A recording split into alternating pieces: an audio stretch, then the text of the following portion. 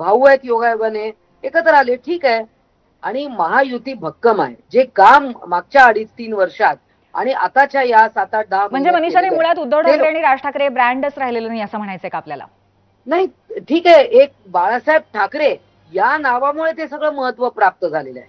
परंतु दोघांचं इंडिव्हिज्युअली काय आपण जेव्हा पाहिलं, महायुतीला जेव्हा विधानसभा महायुतीला निवडणुकीत मग वोट अमित पाहिजे ठाकरेंना का सपोर्ट केलेलं नाही?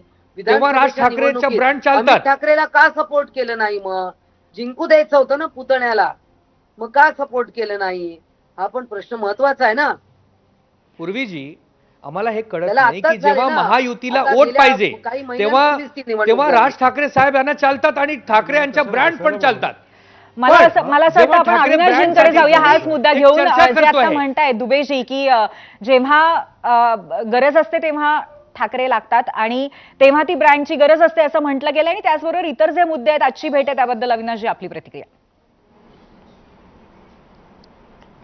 नक्की मी बोलायचं ना, कारण मी अर्धा तास वाट बघतोय की तुम्ही कधी याल विचारायला म्हणून. हो अविनाशजी, आपणच आता आपली प्रतिक्रिया द्या. कसं आहे, एक नीट लक्षात घ्या. एक नीट लक्षात घ्या. मला थोडा सविस्तर वेळ द्या, नंतर पाहिजे परत सगळ्यांशी तुम्ही बोला. आजची भेट जी होती ही 100% फक्त कौटुंबिक होती.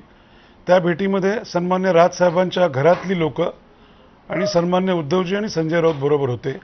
बाकी राजसाहेबांचं एक वाक्य आहे की मला असे वाटते की, आणि मला असे वाटते की या विषयावर आज दिवसभर मुंबईमध्ये तुमच्या चॅनल्सच्या माध्यमातून वेगवेगळ्या चर्चा चालू आहेत.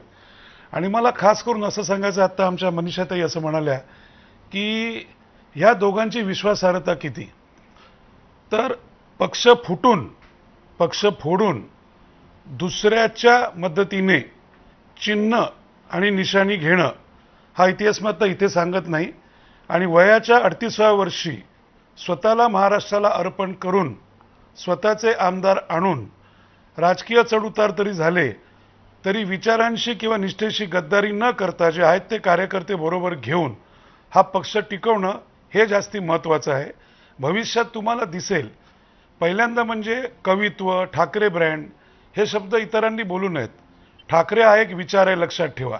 नुसते दोघे कौटुंबिक भेटतायत तरी सुद्धा अनेकांना मिरच्या लागल्यात आणि संपूर्ण महाराष्ट्रातील जनतेमध्ये आनंदाचं वातावरण आहे.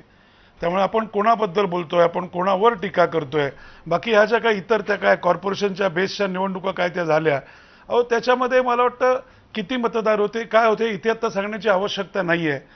त्यामुळे ते सन्मान्य राजसाहेब असतील किंवा उद्धवजी असतील, कळलं का, शेवटी हा विचार हा 3 पिढ्यांचा विचार आहे. सन्मान्य प्रबोधनकारजी असतील, सन्मान्य हिंदू सम्राट बाळासाहेब ठाकरेजी असतील आणि हे 2 जण असतील आणि पुन्हा त्यांची मुलं आहेत. लक्षात ठेवा, हा कुठूनही चोरून घेतलेला पक्ष नाही आहे. हा कुठूनही इतरांच्या मदतीने घेतलेला किंवा उभा केलेला पक्ष नाही आहे.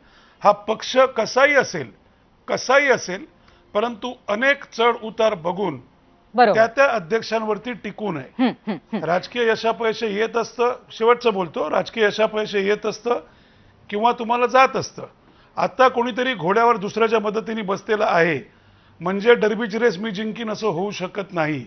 तिथे ओरिजिनलच माणसं लागतात, प्रिंटआउट चालत नाहीत, ते टेम्पररी असतात. लक्षात ठेवा. मी इतकं कडक बोलतोय ह्याचं कारण असं आहे की सन्मान्य राजसाहेबांवरती किंवा ठाकरे ब्रँड हा नाहीये, हा ठाकरे विचार आहे. टीका करताना मान्यवरांनी नीट विचार केला पाहिजे. एकदम वाहवत जाऊन जर गेलात तर भविष्य जवळ आहे. काय होईल मला माहिती नाही. तुमच्याच माध्यमातून मी ऐकतोय की एकत्र येणार का नाही येणार. आमच्याकरता आज 2 भाऊ जे भेटले होते हे कौटुंबिक कारणाकरता भेटले होते, तिथे इतर कुणीही नव्हतं असं मला तरी वाटतं.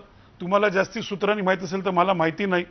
आणि ही जी भेट होती, या भेटीनीच हे जे सत्ताधारी आहे ते का अस्वस्थ झालेत मला माहिती नाही आहे, एक.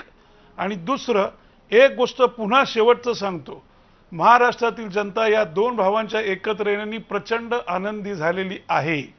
बाकी वर्तमानात किंवा भविष्यात काय लिहिलंय हे आमच्या पक्षाच्या बाजूने फक्त राजसाहेब ठाकरेच काय तो निर्णय घेतील. बरोबर आहे. आणि तुम्ही म्हणताय की ही भेट कौटुंबिक होती, पण अर्थातच याच्यावरती चर्चा होतच राहणार आहे. आता या भेटीच्या पुढे थोडंसं जाऊया. आता मनीषाताईंना मला असं विचारायचं आहे की फक्त मुद्दा आजच्या या भेटीचा नाही आहे, क्रॉस वोटिंगचा सुद्धा मुद्दा आहे. आणि या सगळ्या पार्श्वभूमीवर तुम्हाला असं वाटतंय का की काहीतरी वेगळं समीकरण, काही वेगळा चित्र येत्या काळामध्ये बघायला मिळणार आहे महाराष्ट्राच्या राजकारणात? नाही, प्रथम तर मला माननीय अविनाशजी अभ्यंकर जे आहे त्यांच्या